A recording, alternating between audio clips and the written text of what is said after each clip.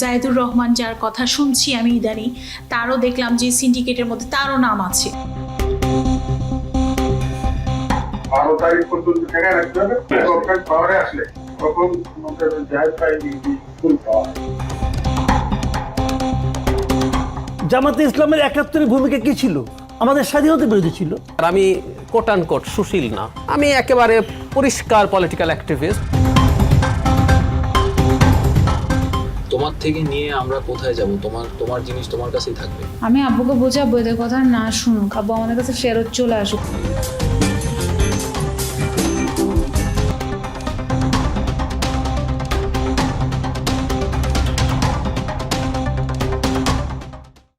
তারিখ পর্যন্ত ঠেকায় রাখতে হবে, গভর্নমেন্ট পাওয়ারে আসলে তখন আমাদের জাহিদ ভাই ফুল পাওয়ার।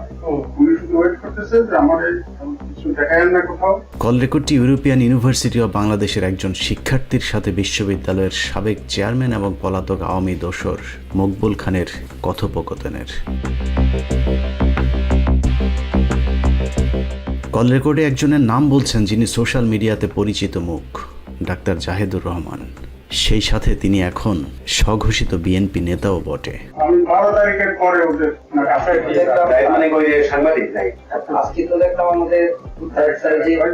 ঘটনার সারসংক্ষেপ বুঝতে হলে একটু পিছন থেকে শুরু করতে হবে। মাসখানেক আগে একটি অনুসন্ধানী প্রতিবেদন প্রকাশিত হয় 15 মিনিটসে। সে অনুসন্ধানে উঠে আসে কিভাবে টকশো বক্তা জাহিদুর রহমান এবং ইউটিউবার মাসুদ কামাল সাবেক ছাত্রলীগ নেতা মঞ্জুরুল আলম পান্নাদের যোগ সাদস্যে ফারজানা আলম নামের এক দেহ ব্যবসায়ী মাঠ কাঁপিয়ে বেড়াচ্ছেন। দেহ ব্যবসায়ী ফারজানা আলমকে ব্যবহার করে হানি ট্র্যাপের মাধ্যমে সমাজের উচ্চবিত্ত এবং প্রভাবশালী ব্যক্তিদের ব্ল্যাকমেল করা হয়। সেই সাথে এই চক্রটির মানুষকে ব্ল্যাকমেল করে কোটি কোটি টাকা হাতিয়ে নেয়ার প্রসঙ্গ উঠে আসে সেই প্রতিবেদনে। 15 মিনিটসের অনুসন্ধান থেকে জানা যায় ব্ল্যাকমেল চক্রের সাথে জড়িত ডক্টর জাহিদুর রহমান বেসরকারি বিশ্ববিদ্যালয় ইউরোপিয়ান ইউনিভার্সিটি অব বাংলাদেশের সাবেক চেয়ারম্যান মকবুল আহমেদ খানকে ট্র্যাপে ফেলে দখলবাজিতে মেতে ওঠে মাসুদ কামাল জাহিদুর রহমানের নেতৃত্বে একটি চক্র। 15 মিনিটসের অনুসন্ধানী প্রতিবেদনটি প্রকাশের পর আরও ভয়াবহ রূপে মাঠে নেমেছে সেই চক্রটি।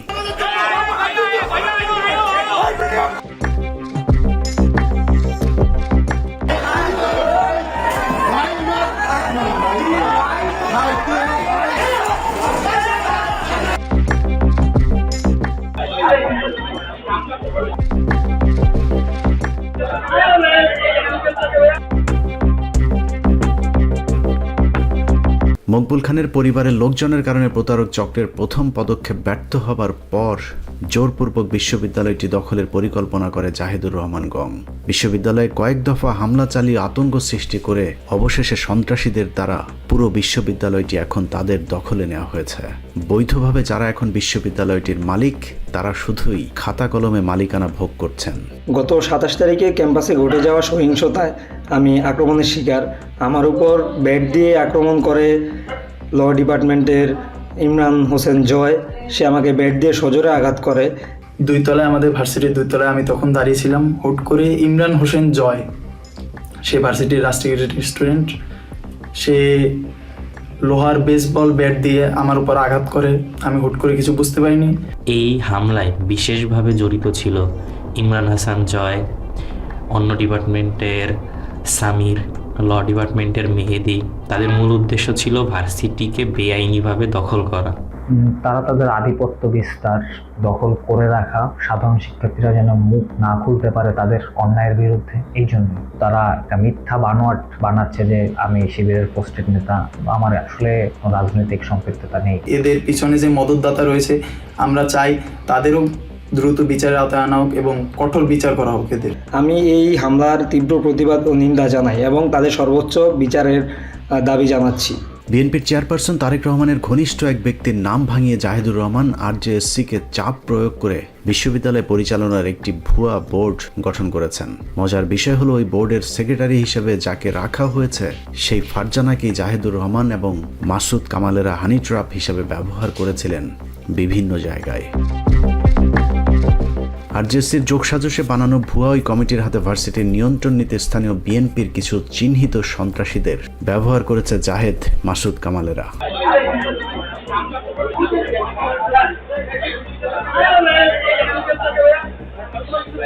বিএনপির ক্ষমতাকে কাজে লাগিয়ে ভার্সিটির সাধারণ শিক্ষার্থীদের উপর ভয়াবহ আক্রমণ চালানো হয়েছে। এ সময় গুরুতর আহত হয় বেশ কয়েকজন বিশ্ববিদ্যালয়ের শিক্ষার্থী। এই মর্মান্তিক হামলার কারণে আমি সহ আমার ব্যাচের অন্যান্য স্টুডেন্ট সহ ডিপার্টমেন্টের অন্যান্য স্টুডেন্ট সহ কিছু ভাই ব্রাদার গুরুতরভাবে আহত হয়। আমি নিজে পর্যন্ত আহত হই। তারা বেশ কিছুদিন ধরেই আমাদের ইউনিভার্সিটিতে দখল করেই এক প্রকার বসে আছে। এই হামলায় আমাদের সাধারণ শিক্ষার্থীদের মধ্যে অনেকেই আহত হয়েছে। এই পুরো সন্ত্রাসী কর্মকাণ্ডের পেছনে যে সোশ্যাল অ্যাক্টিভিস্ট জাহেদের হাত রয়েছে তার প্রমাণও আমাদের হাতে এসেছে। আমরা একদম রাত পর্যন্ত পুরো সেলিব্রিটি যা আছে পুরো ক্যাম্পাস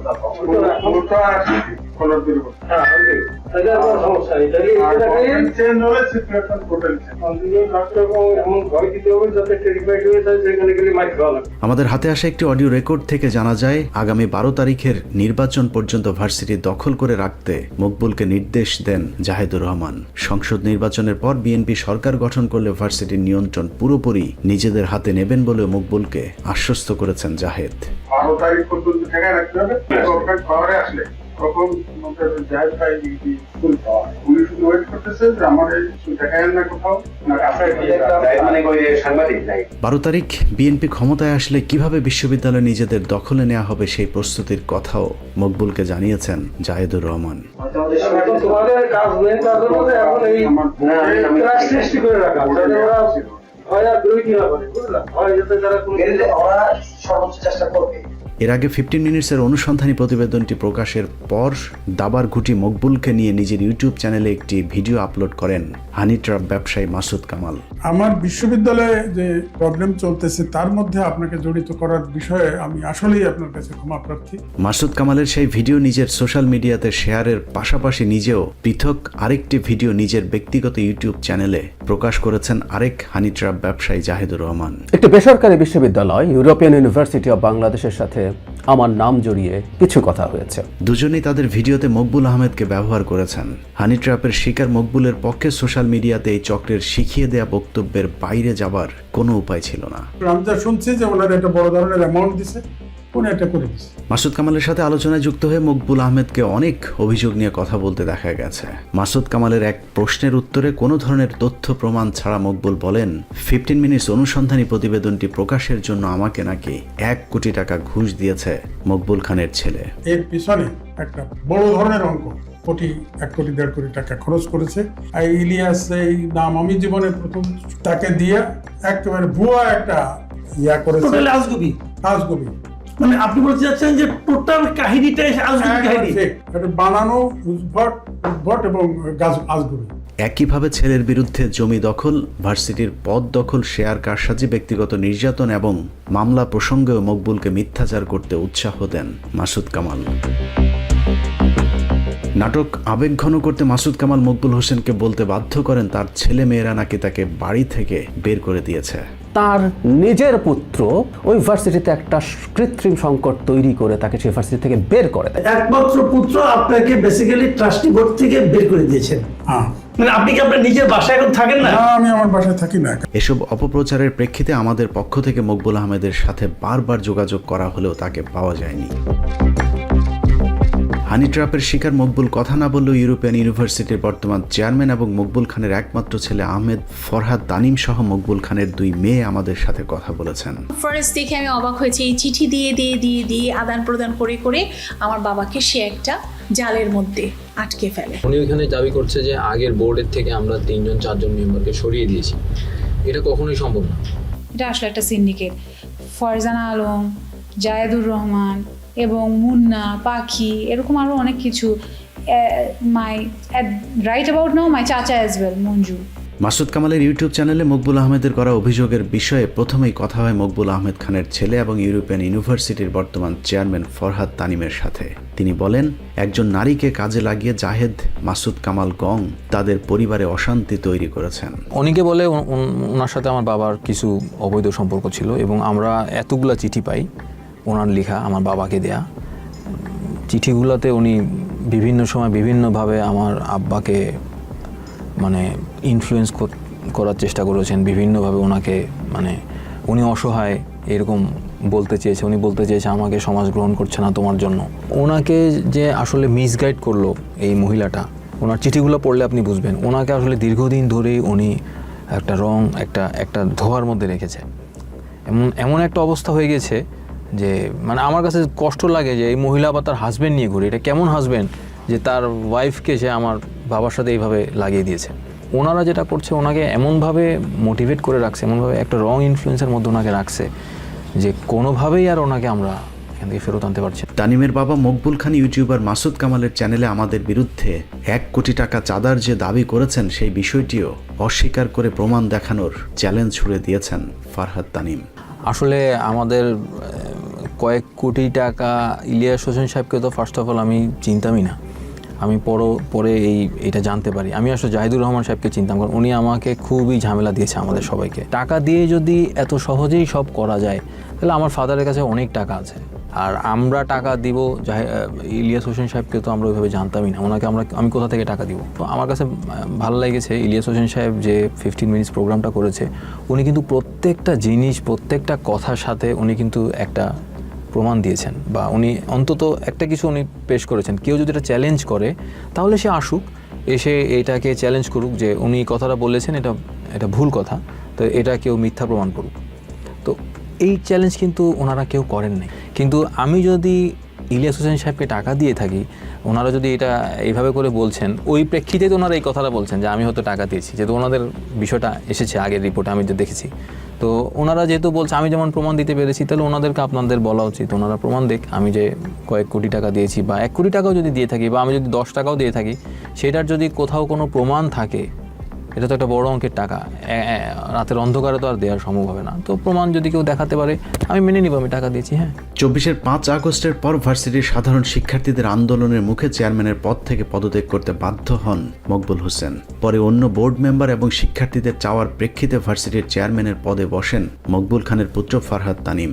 অথচ মাসুদ কামালের আলোচনায় যোগ দিয়ে মকবুল বলেন তার ছেলে তাকে জোরপূর্বক সরিয়ে দিয়ে চেয়ারম্যানের পদে বসেছেন। 5 আগস্টের পর আমি যখন এখানে যাই, তো তখন আমরা যে কোনোভাবে আমাকে এখানে যারা শিক্ষক ছিলেন, যারা শিক্ষার্থী ছিলেন, তারা আন্দোলন করে আমার ফাদারকে এখানে সরিয়ে দেওয়ার পরে আমাকে ওনারা চেয়ারম্যান হিসেবে এখানে বসানোর পরে আমি একটা দল দেখি বলতেছে যে ওনার বৈধতা কী।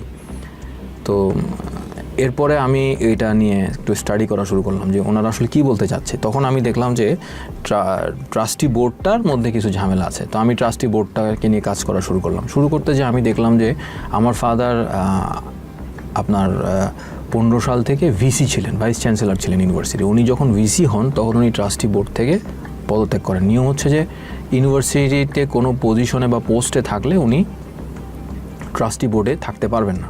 ট্রাস্টি বোর্ডের কেউ ইউনিভার্সিটির কোনো কিছুর সাথে জড়িত থাকতে পারবে না, তারা সব কিছু পরিচালনা দেখাশোনা করবেন। তো উনি যখন এই ভিসি হলেন তখন তো উনি স্বাভাবিকভাবে পদত্যাগ করলেন, ট্রাস্টি বোর্ডে উনি ছিলেন না। তো 15 সালের পর থেকে আর উনি ট্রাস্টি বোর্ডে ঢুকতে পারেননি। এর মধ্যে বেশ অনেক ওই ফারজানা আলম এবং ওনার অ্যাসোসিয়েটদের দ্বারা ওনারা অনেক রকম অনিয়ম দুর্নীতি এখানে করেন, যেই কারণে কিন্তু এখানে একটা মানে আস্তে আস্তে করে একটা আনরেস্টের সৃষ্টি হয়। এবং ওনাকে সরিয়ে দেওয়ার জন্য কিন্তু ইউজিসি থেকেও আমাদের ইউনিভার্সিটিতে 2022 সালে একটা কমপ্লেন লেটার সাবমিট করা হয়। একটা তদন্ত করে তারা এখানে উল্লেখ করে দেয় যে ওনাকে অতি সত্বর ট্রাস্টি বোর্ডের থেকে সরানো হবে এবং উনি ভাইস চ্যান্সেলরও কখনো হতে পারবে না। মাসুদ কামালের আলোচনায় যোগ দিয়ে মকবুলকে বলতে শোনা যায় ঢাকার শ্যামলীর একটি পারিবারিক জায়গা জোর করে নিজের নামে লিখে নিয়েছেন তার পুত্র ফরহাদ তানিম। তবে ফরহাদ জানিয়েছেন ওই জমি শুরু থেকেই তার নামেই নথিভুক্ত ছিল। এই জায়গাটা তখন আমার নামে রেজিস্ট্রি করা হয়। এই জায়গাটা কখনোই আসলে ইউরোপিয়ান ইউনিভার্সিটির নামে রেজিস্ট্রেশন ছিল না। জাস্ট কার্যকলাপ শুরু করার জন্য প্রাথমিকভাবে একটা ডিড করা হয়েছিল, এর বাইরে কিছুই না। আর এইটা যে সত্যি কথা বলতে যে এইটা উনি আমার নামে লিখে দেয়, এটা এমন না যে আমি জালিয়াতি করে, এটা তো আসলে সম্ভব না। উনি আমার নামে এটা করে দেয় এবং এটারও প্রমাণ আছে। ওনাকে খুব মিসগাইড করছে একটা গ্রুপ, খুব সাংঘাতিকভাবে। তো ওনারাই হয়তো ওনাকে বুদ্ধি দিয়েছে যে এটা তো ইউরোপিয়ান ইউনিভার্সিটির নামে ছিল, তাহলে এটা ওর নামে চলে গেল কেন। এই জিনিসটা নিয়ে ওনারা আর কি হেনস্থ করা এক ধরনের, আমাদেরকে ওনারা প্রতিনিয়ত এইভাবে হেনস্থ করছে। তো এটা এক ধরনের আমাদেরকে একটা হেনস্থ করা, এছাড়া আর কিছুই না। যেই ফারজান আলম নামের দেহ ব্যবসায়ীর সাথে অন্তরঙ্গ ভিডিও করিয়ে মকবুল হোসেনকে জিম্মি করা হয়েছিল, ওই নারীর সাথে তার বাবার কোনো বৈধ সম্পর্ক নেই বলেও সাফ জানিয়েছেন ইউরোপিয়ান ইউনিভার্সিটির বর্তমানে এই চেয়ারম্যান। আমাদের কোনো সমস্যা ছিল না, আমরা এটা অ্যাকসেপ্ট করে নিতাম একটা লিগ্যাল রিলেশনশিপের মধ্যে উনি যদি যেতেন। কিন্তু একটা ইলিগাল রিলেশনশিপের মধ্যে থেকে উনি ওনাকে দিয়ে এই সমস্ত রং কাজ করাচ্ছে এবং একটা ফ্যামিলিকে ধ্বংস করে দিচ্ছে, ভেরি আনফর্চুনেট। আমরা খুবই এটা নিয়ে আমরা খুব যন্ত্রণার মধ্যে আছি, আমরা ভালো নাই। মাসুদ কামাল জাহেদ চক্রের ফাঁদে পড়ে বাবা ছেলের বর্তমান অনাকাঙ্ক্ষিত পরিস্থিতিতে মকবুল আহমেদের দুই মেয়ে ও ভাইয়ের পক্ষেই অবস্থান নিয়েছেন। ভাইয়াকে আব্বু নিজে ডাক দেয় যে তুমি আসো, তুমি এসে দেখো যে কি হচ্ছে। তখন ভাইয়া ফার্স্ট ঢুকলো। মকবুল আহমেদ খানকে জিম্মি করে জাহেদ, মাসুদ কামালরা নিজেদের স্বার্থেই কৃত্রিমভাবে সংকট তৈরি করে বিশ্ববিদ্যালয়টি দখলের চেষ্টা করছেন এমন দাবি করে মকবুলের ছোট মেয়ে জানান, বিশ্ববিদ্যালয়টি এখন তার ভাইয়ের হাতে নিরাপদ, কারণ তার বাবাকে দায়িত্ব দেয়া হলে পক্ষান্তরে এই বিশ্ববিদ্যালয়টি মাসুদ কামাল এবং জাহেদরাই দখল করে নেবেন। ওদেরকে আব্বু চায় আবার যে ওরা যাতে আবার ঢুকে, আব্বু এটা ডিরেক্টলি বলছে যে আব্বু আসলে আব্বু ওদেরকে নিয়ে আসবে, কিন্তু ওরা আমাদের ইনস্টিটিউশনটা at the end of the day এই ইনস্টিটিউশন বানাইতে আব্বু যে টাকাটা খরচ করছে সেটা তো আমাদের উপরও খরচ করতে হতো। এখন ওরা ইউনিভার্সিটিটাকে পুরো ডুবাই দিচ্ছে, এটা আমরা কিভাবে মেনে নিই? তো ওদেরকে আমরা কিছুতেই রাজি না আনবো না, এটা নিয়েই আব্বু আমাদের সাথে রাগ। এই জন্যই আব্বু এসব কথা বলতেছেন। যারা কন্টিনিউ টাকা নিয়ে খালি খেয়েই গেল এবং আমাদের ইউনিভার্সিটিটা পুরো একেবারে নষ্ট করে, একটা এত বড় ইনস্টিটিউশন স্টুডেন্টদেরকে চিট করে ওরা নষ্ট করে ফেলছিল, তাদেরকে আমরা কোনো অবস্থাতে। একই রকম বক্তব্য দিয়েছেন মকবুল খানের বড় মেয়ে ঈশিতা শবনম খান। তিনি বলেন, বাবার পাশাপাশি তার ভাইকেও ফাঁসানোর চেষ্টা চলছে। মিথ্যা তথ্য ছড়িয়ে সিম্প্যাথি তৈরি করেছে জাহিদুর রহমান মাসুদ কামালের সিন্ডিকেট। মকবুল হোসেনের বড় মেয়ে জানান, তাদের বাবার সাথে পরিবারের কেউ কোনো অন্যায় করেনি, বরং তার বাবাকে বাধ্য করা হচ্ছে এসব উদ্ভট মিথ্যা বক্তব্য দিতে। এখানে সব প্রমাণিত যে আন্দোলন চলাকালীন আমার বাবা রিজাইন দিলেন এবং তারপরে আমার ভাইকে এখানে বসালেন। তো এখানে তো আমার ভাই নিয়ে যাওয়ার কোনো প্রশ্ন উঠছে, আর ভাই তো নিয়ে যে কোথাও চলে যাচ্ছে না। ফারজানা আলম, যিনি নিজেকে ডক্টরেট ডিগ্রিধারী মনে করে, এবং এই মহিলার সাথে জড়িত আরও কিছু মানুষ আছে, মুন্না নাম, তারপরে আপনার দেখা যায় যে এই যে জায়েদুর রহমান যার কথা শুনছি আমি ইদানি, তারও দেখলাম যে সিন্ডিকেটের মধ্যে তারও নাম আছে। তিনি কিন্তু অ্যাকচুয়ালি আমি যেটা বলবো যে তার কোনো ধরনের অবদান ইউনিভার্সিটিতে নেই, ছিল না, কিন্তু রিসেন্ট কিছু অ্যাক্টিভিটিস দেখে আমি বুঝলাম যে তিনি আমার বাবার সাথে খুব সুন্দর করে আমার বাবাকে প্ররোচিত করছে বিভিন্ন কথা বলে, বিভিন্ন সুন্দর সুন্দর কথা বলে, এবং আমার বাবাও দেখলাম কিছু কিছু ক্ষেত্রে তাকে কিছু টাকা পয়সা দিয়েছে, প্রায় 30 লক্ষ টাকার মতন তাকে দিয়েছে।